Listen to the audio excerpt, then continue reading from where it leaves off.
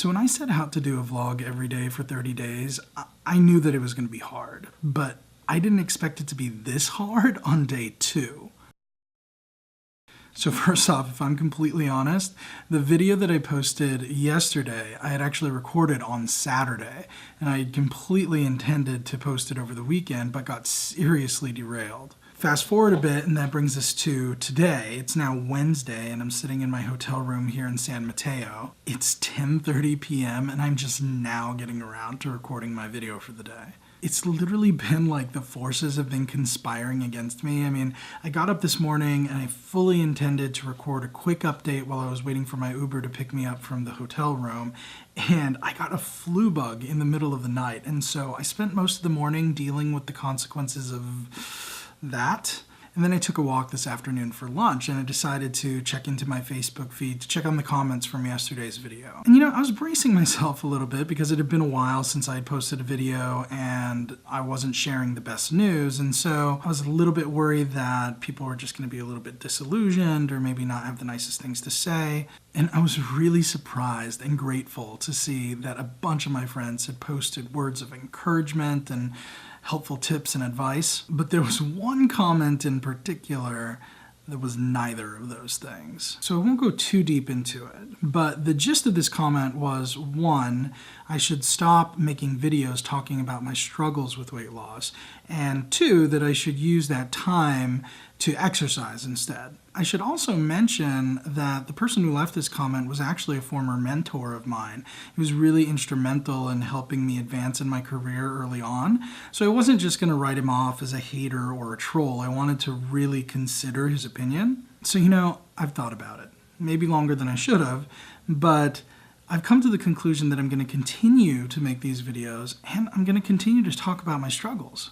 Because in some ways, the struggle is kind of the point. The trajectory to success is not linear. I mean, I know for me it was fairly linear early on, but I've hit a rough patch, and by being open about my failures, a number of people have told me that it's actually helped them to renew their commitment to their wellness goals. And I think just as a society, we've kind of reached this point where we've stigmatized failure so much that it becomes unacceptable for us to even admit that we've fallen short.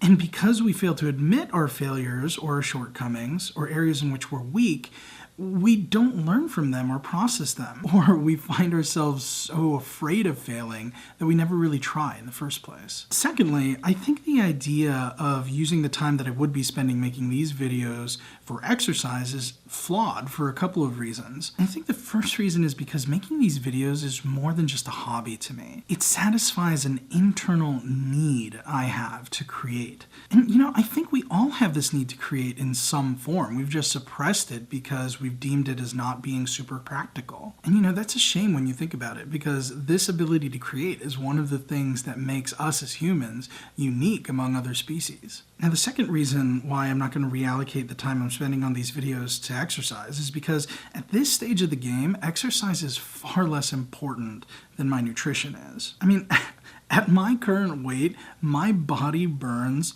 over 4,500 calories just living everyday life. And that's mostly because at my weight, just living life is pretty much like a normal-sized dude carrying around another normal-sized dude on his back everywhere he goes. Now, don't get me wrong. I'm not saying that exercise isn't important, and I'm not even saying that I'm not getting exercise. I'm just saying that nutrition is where I am sucking right now, and that's where I have the most area for opportunity. I've been stress eating a whole lot more recently, and I haven't really been watching what I've been eating the rest of the time. And, that's because I've been going through a lot of personal stuff, and I've been turning to food for comfort. Now, on the flip side, one of my friends suggested that I look into Overeaters Anonymous, and I think that's a solid piece of feedback that I will take. So stay tuned for more of that in an upcoming video. All right, guys, that's it. Short update. I'm exhausted. Day 2 is in the can.